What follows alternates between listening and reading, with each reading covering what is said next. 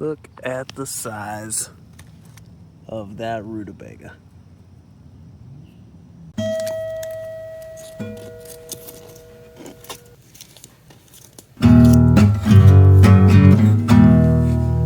Outstanding. All right, so this guy right here, beautiful purple plant, is Plukia camphorata. So you can kind of see maybe a little bit of sparkliness on those leaves if I get the angle right. I don't know how much it picks up on the camera. It's a little, if you look at them just right, they're a little glistening, a little sparkly. And that's probably the oils or whatever it's exuding that makes it smell like that. It smells kind of camphory, thus the name, Plukia camphorata. It's also called camphor weed, but there's like 4 or 5 other things that are called camphor weed or camphor tree or whatever. This isn't a tree, it just kind of gets a little, yeah, basically it's that. It looks like that. It grows like that. You can tell that it's what it is by the way it is. Anyway, it's lots of things are called camphor weed. This is called Plukia camphorata. This is the only thing called Plukia camphorata. Lots of things called camphor weed. Smells like smells a little like camphor. I actually had an exchange on Reddit, one of the plant ID subreddits recently, where somebody was trying to identify this plant. I said it looked like camphor weed, and they said, but it doesn't smell quite like camphor. And that's part of the problem with the common names. It does smell like camphor a little bit, but it also smells fruity. It smells like if you poured a bowl of cereal, like Fruit Loops, but instead of milk you use mothballs. So it's a little bit different, but the person just refused to believe that it's camphor weed because it didn't smell perfectly like camphor. They might have been thinking about one of the other plants called camphor weed, but anyway, it is called camphor weed. It has camphor in the species name, Plukia camphorata, and it does smell great. I like it. It smells good. It smells like it would keep bugs away or something. I don't know. Probably cause a rash. It smells good though. Kind of good. Kind of makes you sick a little bit almost. It's a really strong smelling plant. Anyway, Aster family, Asteraceae, gets a big, nice looking, if I remember correctly, I think kind of pinkish head of flowers up there. And there's another one growing right over there. I see a purplish set of leaves up there, probably the same thing. But yeah, it likes disturbed areas. Typically it's more of a marshy, flat, swampy kind of plant. But here it is growing on this exposed clay in this very disturbed area where they clear cut the side of this mountain to keep making more of this crap. And you know, we moved out of the city. There's a city over there. Try to get some peace, and yeah, just development. You can't get away from it. Even if you went just deep into the Appalachians, it'll come for you. It seems there's nothing we can do really, but there's always somebody running a chainsaw, like currently, or a lawnmower or something. Like at least get a. They make nice electric versions of those things now. Just think about other people with the sound and stuff, but I guess some people aren't put off by it. I find it very annoying to hear a internal combustion engine on a nice day where you can't even hear the birds chirping over it. But some people I think are comforted by it, and they just, you know, they think lawnmower equals stability. I don't know. Anyway, that's it. Plukia camphorata, beautiful plant, really cool smelling plant, probably the host to some wild ass butterfly or something like that. Really cool plant. Hoping to collect some seeds later on this year. Super cool plant over here. This is Parthenium integrifolium. Big stand of it right here. The thing with these white flowers. Really cool flower structure.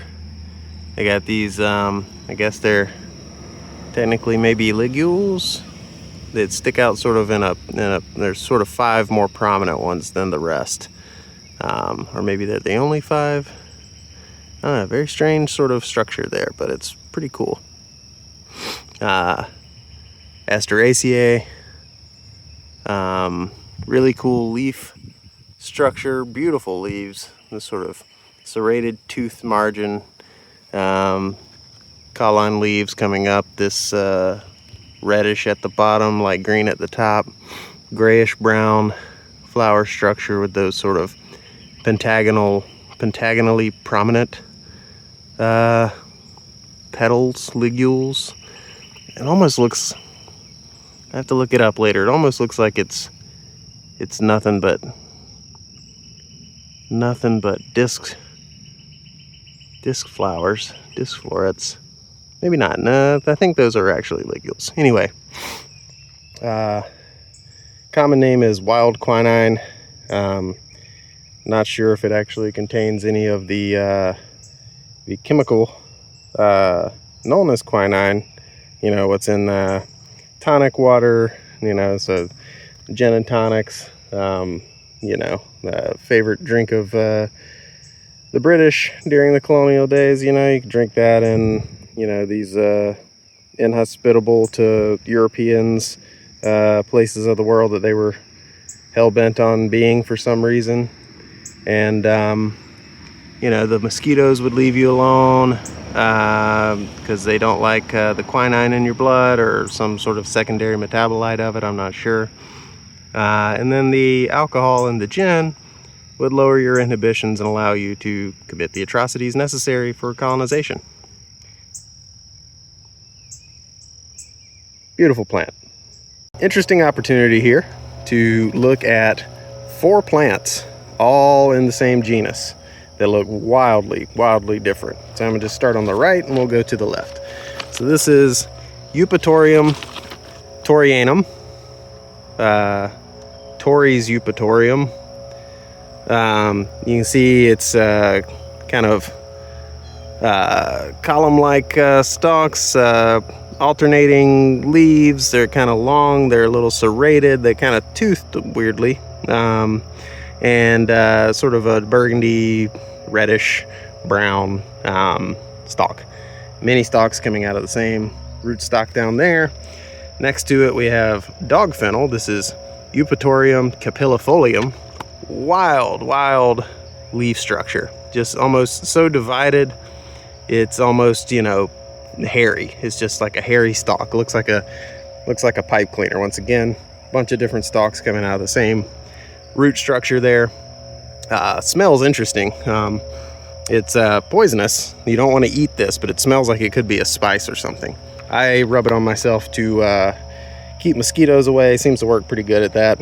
I don't know, it probably causes a rash and some people don't do that. I do it, don't do it. Next to it we have, this is Eupatorium pubescens. It is also known as round leaf thoroughwort or something like that. I don't know, it doesn't matter. It's Eupatorium pubescens. Starting to flower right now, putting out its flower head. They're not open yet. They will be this sort of multi-headed thing of white little aster flowers. Opposite leaves kind of alternate, like this direction, then 90 degrees on the next set. So it looks almost like a mint. You could very easily just mistake this as a mint. Round stem though, not square, but Eupatorium pubescens. And then next to that we have Eupatorium serotinum. Once again, wildly different leaves from the other 3 that we've seen. They're a little longer, but they're not this is called round leaf thoroughwort or something, and the leaves are not round, but they're rounder than all the others that we've seen. They're kind of pointy, I don't know, upside down teardrop shape. That doesn't make any sense. Anyway, they look like that. The leaves look like that. They're that shape. That's Eupatorium serotinum, Eupatorium pubescens, Eupatorium capillifolium, and Eupatorium torianum. 4 plants right there, all in the same genus, look nothing alike.